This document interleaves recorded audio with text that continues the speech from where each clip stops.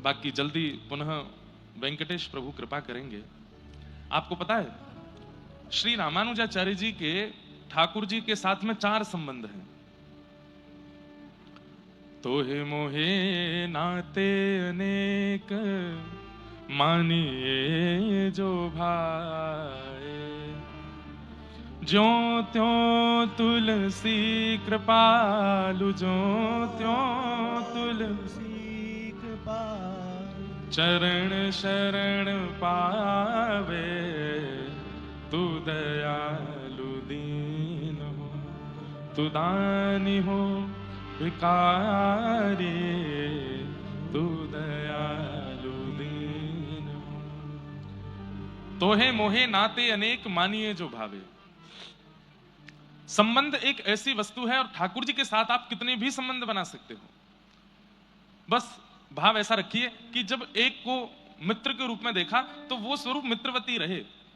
जैसे श्री राधा रमन लाल जी को आप अपना सखा मानते हो तो फिर वो सखा ही है, पर राधा वल्लभ जी का दर्शन करने गए तो उनके प्रति गुरु की भावना आ गई तो वो गुरु हैं। ऐसे ही बिहारी जी का दर्शन करने गए, उनके प्रति प्रियतम की भावना आ गई तो वो प्रियतम है। तो राधा रमन जी हैं सब कृष्ण ही, पर सबके साथ आपके संबंध है। राधा रमन जी सखा हैं, राधा वल्लभ जी गुरु हैं, बिहारी जी आपके प्रियतम हैं। गिरिराज जी गए, गोवर्धन गए तो वहां ठाकुर जी को देख करके आपको पिता की भावना हुई तो वो ठाकुर जी आपके पिता हैं श्री कृष्ण ही सब रूपों में। पर आप जितने चाहो उतने संबंध ठाकुर जी से बनाओ। पर एक बात सुनिएगा, बहुत सावधानी से सुनिएगा। संबंध बनाना बहुत आसान होता है, निभाना थोड़ा कठिन है। संसार में भी आप किसी व्यक्ति से संबंध यदि बनाते हैं तो उसको भी निभाना तो कठिन होता है ना। ठाकुर जी के साथ निभाना और कठिन है। क्यों कठिन है? क्योंकि आपने एक बार ठाकुर जी को जिस भाव से देख लिया, ठाकुर जी फिर उस भाव को पूर्ण रूपेण स्वीकार कर लेते हैं और फिर आप एक दिन जाकर के उस संबंध को भूल जाते हो तो ठाकुर जी को बहुत कष्ट होता है। आपने ठाकुर जी को सखा मान लिया और कहीं आपने 10-15 साल बाद सखा का भाव, सखा का धर्म नहीं निभाया तो ठाकुर जी को फिर गुस्सा आता है कि तो सखा बनाया क्यों जब निभाना नहीं था। तो संसार के लोगों से आप नहीं निभाओगे तो संसार के लोग कुछ नहीं कहेंगे, लेकिन ठाकुर जी से नहीं निभाओगे तो ठाकुर जी नाराज हो जाते हैं। इसलिए ठाकुर जी से संबंध बनाइए बहुत सोच समझ के, और जब बन जाए तो फिर उसको निभाइए।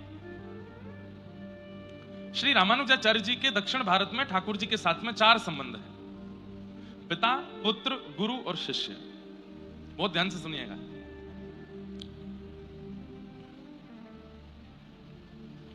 श्रीरंगम तमिलनाडु में त्रिचिरापल्ली के पास में, तिरुचि के पास में, कावेरी नदी के दूसरे तट पर श्रीरंगम भगवान का मधुर स्थान है। आपने दर्शन किए होंगे।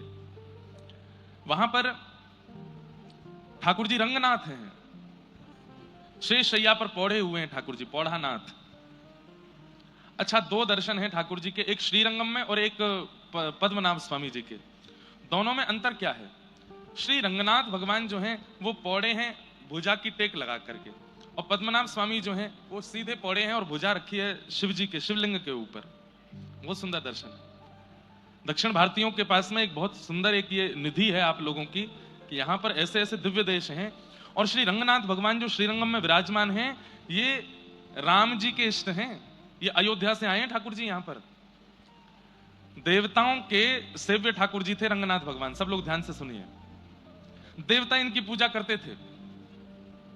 तब दशरथ जी ने किसी देवासुर संग्राम में देवताओं का साथ दिया तो देवताओं ने प्रशंसा करके कहा, दशरथ जी आप चाहो तो कुछ मांग लीजिए। तो दशरथ जी ने कहा, देना चाहते हैं तो एक ही वस्तु दीजिए। बोले, क्या? आपके सेव्य ठाकुर जी हमको दे दो। तब श्री रंगनाथ भगवान देवताओं ने दशरथ जी को दिए और वही अयोध्या में विराजमान हो गए। जब लंका पर विजय करके, रावण के ऊपर विजय करके राम जी वापस लौट करके गए तो विभीषण जी जब राज्याभिषेक में आए तो भगवान विभीषण से प्रसन्न होकर बोले, विभीषण कुछ मांगो, क्या चाहिए? तब विभीषण जी बोले, प्रभु आप अयोध्या में राज्याभिषेक करवा लिए, अब आप लंका में आके भी राज्याभिषेक करवा लो, वहां मुख्य अपना गद्दी विराजमान करो, लंका के अधिपति आप ही रहो। ठाकुर जी बोले, हम अयोध्या छोड़ करके तो नहीं जाएंगे। तो बोले, फिर मैं आपके दर्शन के बिना रह नहीं पाऊंगा, नित्य आपका दर्शन हो ऐसी कोई विधा दे दो। तब दृष्टि पड़ी रंगनाथ भगवान पर तो विभीषण जी ने कहा, इनको हमें दे दो, ये आप जैसे ही हैं। ठाकुर जी बोले, ये हमारे सेव्य ठाकुर जी हैं, घर के ठाकुर जी हैं। बोले, नहीं नाथ अब यही दे दो।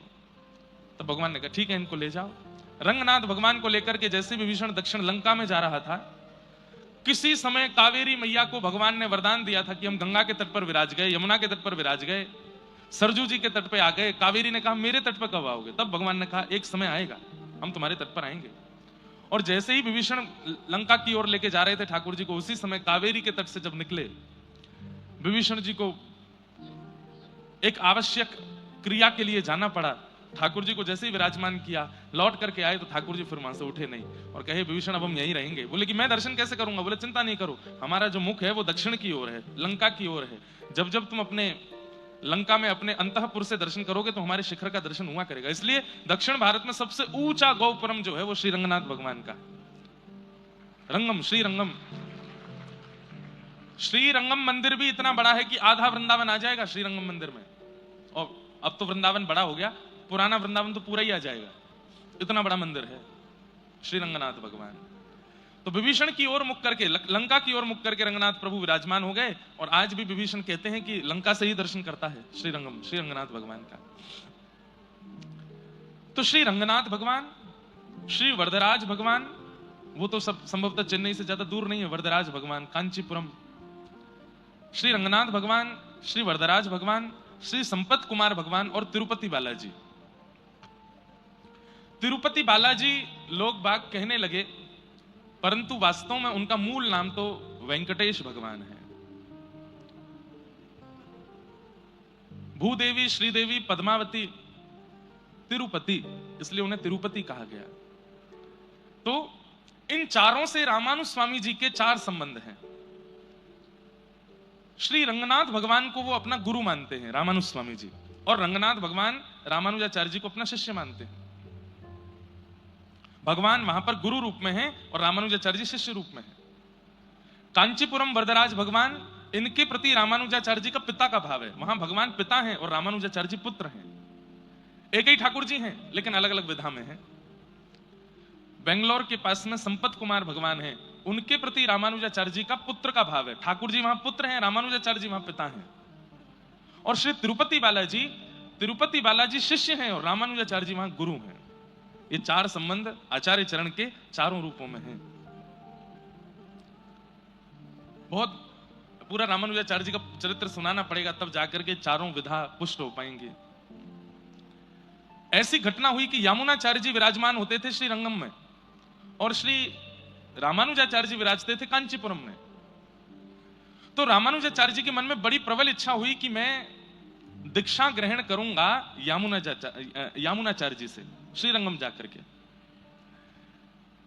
रामानुजाचार्य जी पूरी तैयारी कर चुके हैं कि मैं श्रीरंगम जाऊंगा, यामुनाचार्य जी से दीक्षा लूंगा। लेकिन ठाकुर जी को चिंता हो गई। ठाकुर जी मन में विचार किए, अगर रामानुजाचार्य और यामुनाचार्य ये दोनों मिल गए तो दोनों मिलकर के ऐसी भक्ति की पताका फहराएंगे कि कलयुग को इसी वक्त विश्राम होना पड़ेगा। सारे जनमानस, पूरी पृथ्वी का कल्याण हो जाएगा, सब वैकुंठ पहुंच जाएंगे।